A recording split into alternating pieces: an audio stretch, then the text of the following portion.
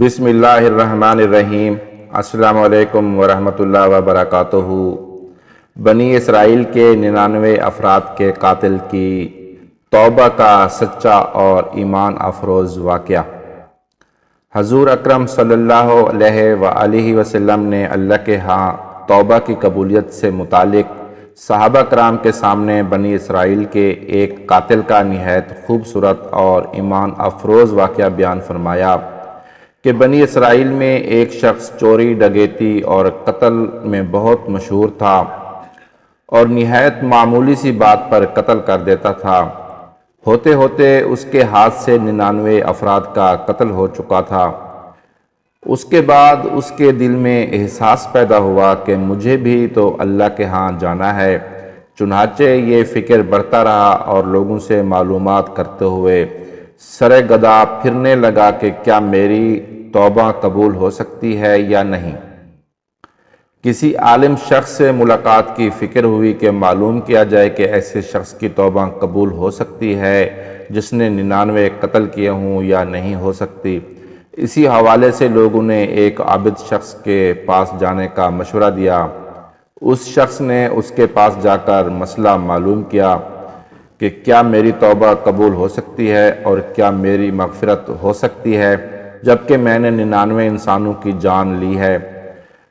تو اس عابد شخص کو اس مسئلے کے بارے میں زیادہ معلوم نہیں تھا، تو اس نے اپنی عقل سے قیاس آرائی کی کہ جو آدمی 99 انسانوں کی جان مار سکتا ہے، 99 انسانوں کا قتل کر سکتا ہے، اس کو مغفرت کہاں سے ہوگی؟ چنانچہ اس نے کہہ دیا کہ تیری توبہ قبول نہیں ہوگی۔ تو اس شخص نے غصے میں اور جلال میں آ کر اس کو بھی قتل کر کے 100 کا ہنسا مکمل کر دیا کہ جب میری توبہ قبول نہیں ہونی تو تجھے بھی ختم کر کے 100 پورے کر دیتا ہوں۔ چنانچہ اس نے 100 کا ہنسا مکمل کر دیا، مگر اس کے دل میں پھر بھی یہ خیال تھا کہ میری مغفرت کی کوئی نہ کوئی شکل ضرور موجود ہوگی۔ اس لیے اس نے لوگوں سے پھر معلومات کا سلسلہ جاری کر دیا کہ روئے زمین میں سب سے بڑا عالم کون ہے، وہی میرے مسئلے کا حل بتا سکتا ہے۔ آخر لوگوں نے اس کو بتلایا کہ فلاں جگہ ایک عالم رہتا ہے، اس سے جا کے معلوم کرو۔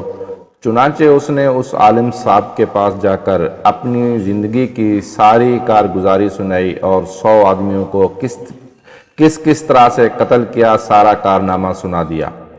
معلوم کیا کہ اب بتلائیے کہ میری توبہ قبول ہو سکتی ہے یا نہیں۔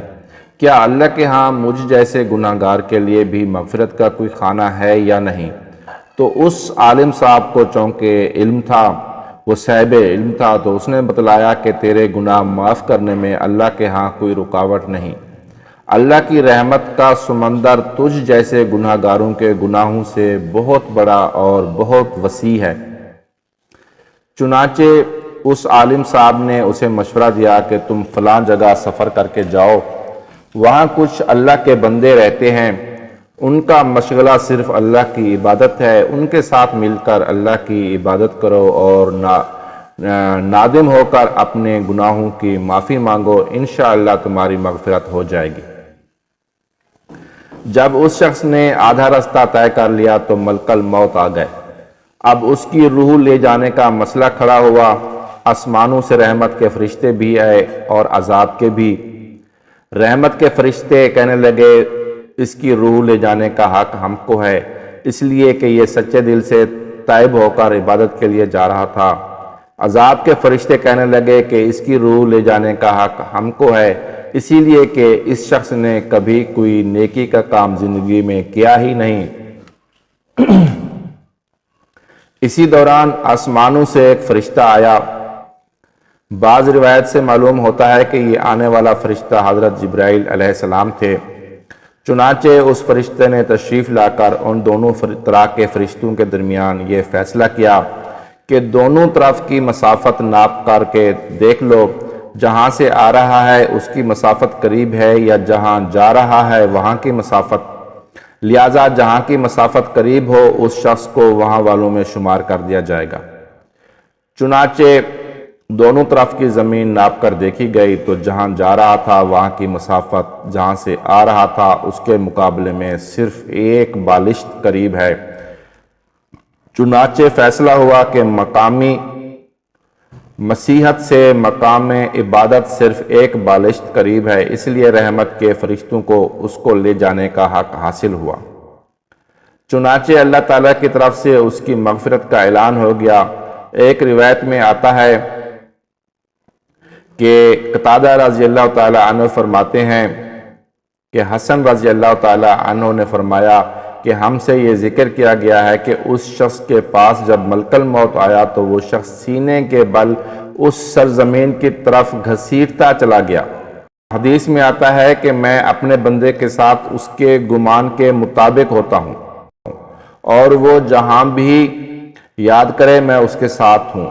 باخدا اللہ تعالیٰ اپنے بندے کی توبہ سے اس سے زیادہ خوش ہوتا ہے جتنی خوشی تم میں سے کسی ایسے شخص کو ہوتی ہے جس کا جانور بیابان میں گم ہو کر پھر اسے مل جائے۔ اور جو شخص ایک بالشت میری طرف آتا ہے میں ایک ہاتھ اس کے قریب ہو جاتا ہوں، اور جو شخص ایک ہاتھ میرے قریب آتا ہے میں اس کے ایک با یعنی پھیلائے ہوئے دونوں ہاتھوں کے درمیان کی مسافت کے قریب ہو جاتا ہوں، اور جب وہ میری طرف چل کر آتا ہے تو میں اس کی طرف دوڑ کر آتا ہوں۔ انسان جب بھی سچے دل کے ساتھ توبہ کرے گا تو اللہ تعالیٰ ضرور اس کی توبہ قبول فرمائیں گے۔